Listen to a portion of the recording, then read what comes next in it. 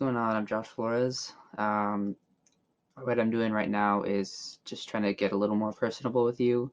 I know that's kind of what Bumble's about, so instead of just kind of sending you over my thoughts, I'd rather just kind of explain it. So what's really good about this format is because of COVID, not really a lot of face-to-face activity. It's hard just seeing the same people or doing the same thing over and over again. So I think it'd be a lot cooler if I can at least put a little bit of something else, little do or allow you to see somebody else than just, I don't know, whatever you got going on at home. So it's kind of what I'm doing here. Um, but yeah, so let's get into this. So the company I chose was the Bumble dating app, and just go over a little bit. What is Bumble? Obviously, that's kind of the question in everybody's mind. It's really more than a dating app. It's a way to connect with friends and other businesses. I know that like through Bumble for Business, you can connect with CEOs that are on it, people who work in the same industry as you. People are looking for internships, stuff like that. I've tried it myself. Met plenty of interesting people to expand my own network. But what's really cool about this is that it's women first. So even on the network side, if you match as someone that's a female, they have to message you first. So you have 7 days until that message goes away. I will say personally on the network side that it's there's not a lot of people on it. That'd be something that interesting for them to boost up. But today we're going to be focusing on the dating app. Quick thing to note here is that in 2014 is when Bumble started. From humble beginnings, they really wanted to have an app made for women first that really focused on, finding the right person. Um, as we go through here, you can kind of see a letter from the CEO kind of explains the same thing. I'm going to leave my screen on here a little bit so in case you wanted to read it, but it's doing really well, 80 million across 6 countries, and 1.4 billion people have made their first move, which means 1.4 billion like women have gone out to reach another person, have been able to talk to somebody else. This kind of goes along with how they're doing, but they've come a long way in just a little over 6 years. So this is kind of what I've mapped out for just a basic user on Bumble. We have Michaela, 18 and 24.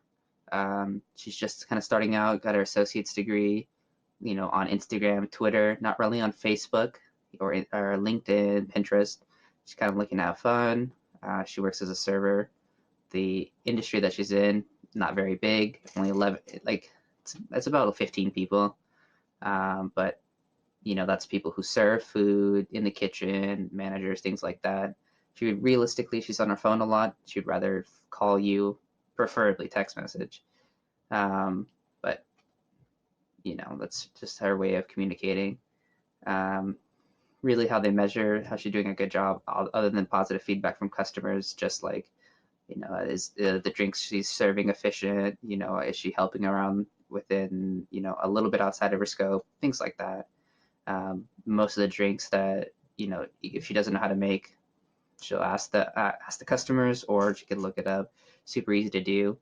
Reports to a bar manager, things like that. The hardest thing for her is like disgruntled customers and maybe lack of communication with her own manager, but disgruntled customers is probably a big thing. So aside from that, I got something really nice going on here for you. Let's look at the editorial calendar. So now this looks a little bit barren, but let me just get into it with you. So 9 a.m. is when we post on Bumble, or excuse me, is when Bumble posts. They don't have dates on the website, but you kind of piece together fairly like it's a sliding timeline is what I meant to say. So they don't post the dates on them. You just kind of have to figure it out. But this is from what I see, it's kind of where it looks like it's placed at. So we also have Instagram, Facebook, and Twitter on here. Their Twitter account's not very active, and I'll kind of get into that later. But it's just not something that they really use for, since Twitter is really small, very light comments. They really use that to respond to people, because there's a lot of people on Twitter that can just tweet at them, hey, this isn't working, or I have a problem, and they'll tweet back, hey, DM us. So it's a way to talk to their talk to their customers really quickly, but they don't really post a lot of stuff on there. So Tuesday, they posted a how-to. It's realistically how to cope with anxiety and dating right now. 9 a.m. is when they want to post that. You can't really see. There's no like engagement on there. It's just a post, so it's not really something that we could look into. But it's really nice that they update these with current or topics that relate to dating and love, especially on the dating app side. So they have separate categories for like business and friendship, things like that. But in this instance, it's for the dating side. This week's a bit light. This is the first week of April 20. I put this on a Sunday because I know from a Twitter timestamp that this was on the 31st. A lot of these, like I said, it's a sliding timeline, so that's why I don't have them on there currently. But this is kind of what I'm thinking of.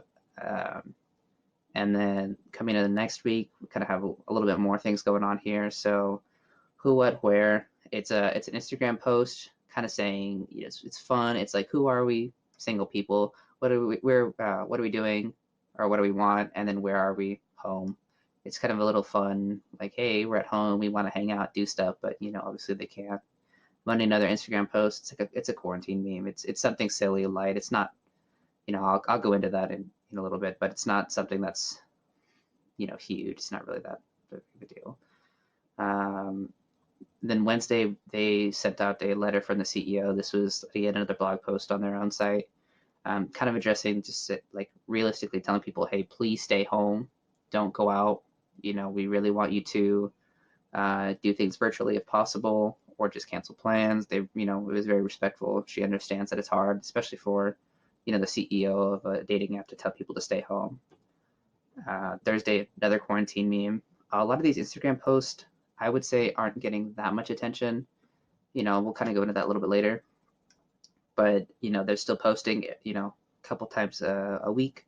Want to make sure that their Instagram is at least popping, because most certainly their Twitter isn't, and Facebook is really there for planning events. So kind of Thursdays where they really speak from. Another quarantine meme. It's a hot button thing, so that's kind of what they're doing right now. So as you see, here's the key. Facebook is doing virtual yoga classes. So that day they'll have people coming on, and they'll kind of like show you, hey, we want you to do this exercise for like an hour or two. That's an event that's going to happen on Saturday. And then Sunday is virtual date night with a chance to win like a free dinner. So afterwards, after that, like after you win or just one person wins, then you'll be able to take like a coupon or money to go to dinner after the quarantine's over. Monday, back to Instagram post. So like I said, not really hitting any big numbers, but they're good nonetheless. This is something that I thought was kind of funny. It's dating a Tartarus. If you're into the signs, it's kind of gives you like okay, this is what I'll obviously go into this a little bit later, but this is just like a little graph. It's nothing. It's light. A quarantine graph, same thing as a quarantine meme, except it's focused. It has like a graphic that kind of shows you the amount of time that you should stay in sweatpants, the amount of time that you should eat, stuff like that. It's not real data, but it's just something fun. But the other two were just kind of like silly. They didn't really have a focus. So I just clumped them in with like the meme category. But they did make a blog post on how to online date and how to really put yourself out there in these times. So what's really good about that is because they're ramping up their events at the same time. And so their blog posts are kind of like trying to mend with that. So the next thing is top 15 virtual date ideas. Really good that they're trying to keep more people to do stuff at home. So instead of just saying, hey, stay at home, they really want you to do something with them. They want to help you out. It's not just like, hey, you stay at home, don't do anything. You can't do anything. It's, stay at home. How can help you, right? Thursday is Holly Simmons. She's a wreath maker. So it's kind of something funny and light to get people interested in doing stuff at home. Lastly, we have our, kind of big thing that we're going for here. We have this thing with Tiffany Haddish and Common that they're going to go on a date, a virtual date, and then they also donated money to charity. So Monday we kind of posted a blog post about it, kind of explaining, kind of explaining the whole premise of the idea, what they're doing, and then on Instagram we're going to give a small snippet of what's happening, something light and breezy. But I really like how this is all melding together because they're really focused on the person that's using the app. I mean, realistically, like they want to give you some laughs, they want to give you some some things to think about, and then they also want to give you something to do. They're trying to be intrinsic with, especially during this time, intrinsic within your life, right?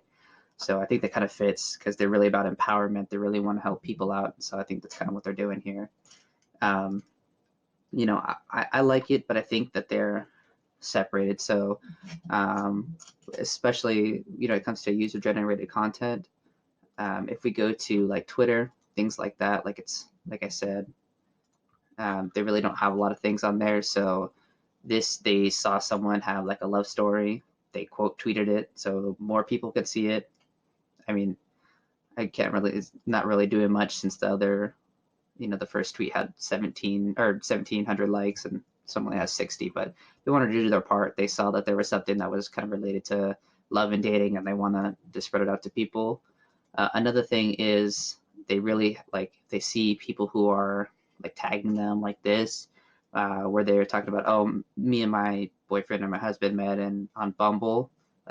They have a place where you can share your Bumble success stories, and they'll post it on their own blog. So that's good too. They kind of want to get people interested in sharing their stories and showing how Bumble really works. But Twitter isn't really the place for them to do anything. Another thing they did on Twitter was they had this gentleman here. He was their virtual wingman. So he would go answer people's tweets if they responded to him, or he'd throw out some knowledge right now in this video. If you look through Bumble's Twitter, you'll notice that he responded to people. They didn't even at Bumble. They just talked about dating. And so I think they just kind of looked for keywords there to see what was really going on. And, he kind of just responded to them. Quick 30-second video. Stuff like that's really nice. But if you noticed, their socials are really meant for one thing. Like each social doesn't have like a collaborative voice. I would say it has like, these are for specific things. So if you notice that, like I said, Facebook is really about posting events. They don't really post a lot of content on here. It's really about events, especially right now where there's not a lot of things going on. You notice a lot of it's just events. They don't have anything like, oh, we thought this was funny, we thought, and whatnot. And I think that's cool that they can do that, and Facebook has the tools in which you could make these events, do things like that, because I know for sure like you can't do that on Twitter. Instagram is where they kind of show their voice, so they have a bunch of fun things that they're coming out. So like this is talking about the life of dating a Tartarus, simple funny stuff. They actually have a bigger following on Instagram than they do on Tinder, or Tinder, excuse me, on Twitter. If you notice that they have 532,000 followers versus if you go on Twitter, realistically, you're going to see 39,000. Even if you go to Facebook, it's going to be 145,000 people. They're, the amount of people following them on different platforms really corresponds to how much they post, and the thing that I really like is that they're consistent, at least on each platform. So like I said, I really like how they're consistent on Instagram. They have all these posts that are funny. They have all these posts that are inspiring, kind of talking to their audience about, at least right now during the COVID times, like please stay home, making a joke about it, stuff like that. Because I mean, it can get kind of, tiring to see all, news updates after news update. It's like, oh, this about COVID, this about COVID. So they kind of want to make it a little more light, especially, Bumble, it's a dating app. It's fun, right? The things that I don't like is that they don't do a lot other than what they're already doing, if that makes sense. So Twitter, they just respond to people. They use it as like an exchange. They don't produce any content on there. Realistically, the last time they posted anything meaningful was the 31st of last month. It's already April 22nd. And I really think that they could really boost their game on Twitter by doing like just little quick snippets of like, hey, I saw somebody somebody else's story. They repost people's stories, kind of like what they were doing with that It's True Love story, right? I think if they do stuff like that, it would kind of bring more people into to Bumble on Twitter. Or they'll post like small links to their articles on their own website. Backlinking is really important, especially if you want more people to see your page. It's an important thing. Honestly, overall, Bumble's doing a really good job of keeping their image the same. They really want to make it a women first app, a women first experience, and they do that with how they talk to people, how they share stories, and then also they have this thing called it's called like be an ambassador. So you can kind of join the team, talk about Bumble. They really want people on there to share their experiences.